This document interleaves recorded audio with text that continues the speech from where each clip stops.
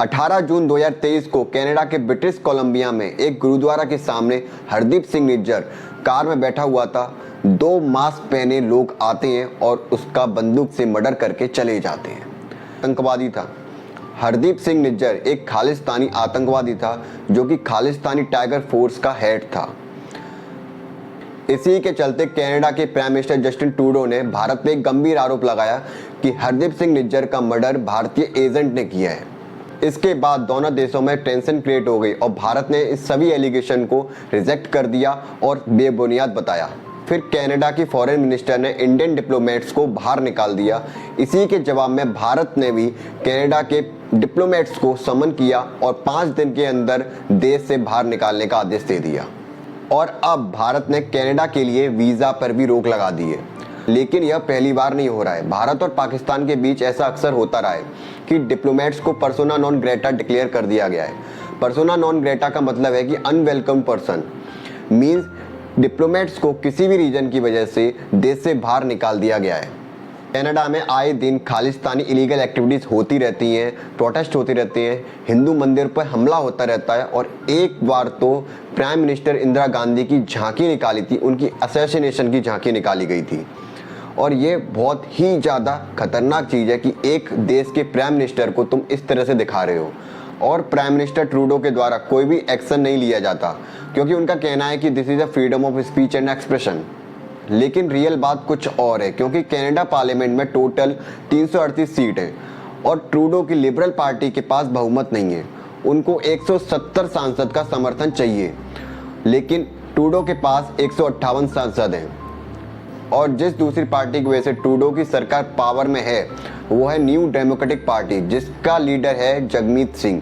वो खुद खालिस्तानी सपोर्टर है और भारत के पंजाब को खालिस्तान बनाने की मांग करता है और कनाडा के खालिस्तानी संगठनों को फंडिंग भी करता है।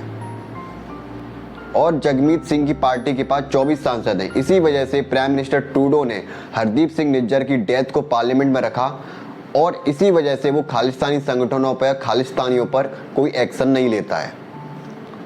इन सभी बातों के बाद आपको लगता होगा कि क्यों खालिस्तानी सिर्फ भारत के पंजाब को खालिस्तान बनाने की मांग करते हैं, पाकिस्तान में भी पंजाब है, उसकी मांग क्यों नहीं करते हैं।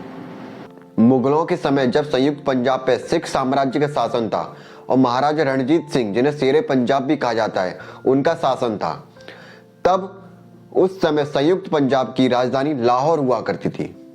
1947 में इंडिया और पाकिस्तान का बंटवारा हुआ, तब संयुक्त पंजाब का 62% हिस्सा पाकिस्तान में चला गया और 38% हिस्सा भारत में रह गया।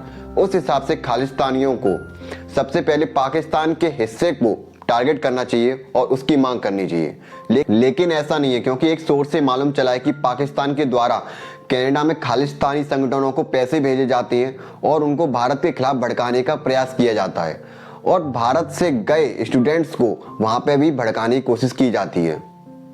कनाडा की एक रिसर्च पब्लिश्ड होती है 2020 में, जिसका नाम है द मैकडोनाल्ड लॉरियर इंस्टीट्यूट।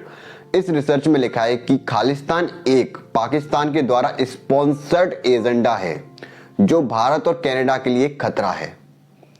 जिस हरदीप सिंह निज्जर की डेथ को लेकर इतना बवाल खड़ा हुआ है, वो हरदीप सिंह निज्जर खालिस्तानी आतंकवादी कैसे बना। हरदीप सिंह निज्जर का जन्म जालंधर पंजाब में हुआ था, जो कि 1997 में कनाडा शिफ्ट हुआ था और वहाँ पे प्लम्बर का काम करने लगा। फिर कनाडा में खालिस्तानी संगठन से जुड़ गया और वहाँ पे खालिस्तानी टाइगर फोर्स का हेड बन गया। खालिस्तानी टाइगर फोर्स एक आतंकवादी संगठन है जो कि भारत के UAPA एक्ट में लिस्टेड है। हरदीप सिंह निज्जर एक illegal group Sikh for justice से भी जुड़ गया था और आतंकवादी गतिविधियां करने लगा था। उसके बाद 2020 में भारत सरकार ने इसको टेररिस्ट घोषित कर दिया। लुधियाना बॉम्ब ब्लास्ट 2007 में भी इसका हाथ था और जालंधर में एक पुजारी की हत्या के लिए भी इसका नाम शामिल हुआ था।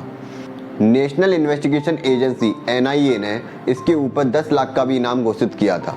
भारत और कनाडा के बीच में तनाव खत्म हुआ ही नहीं था कि एक और गैंगस्टर का मर्डर हो जाता है। गैंगस्टर सूखा, जो कि राइट हैंड था अर्श दाला का, जो कि खालिस्तानी आतंकवादी था।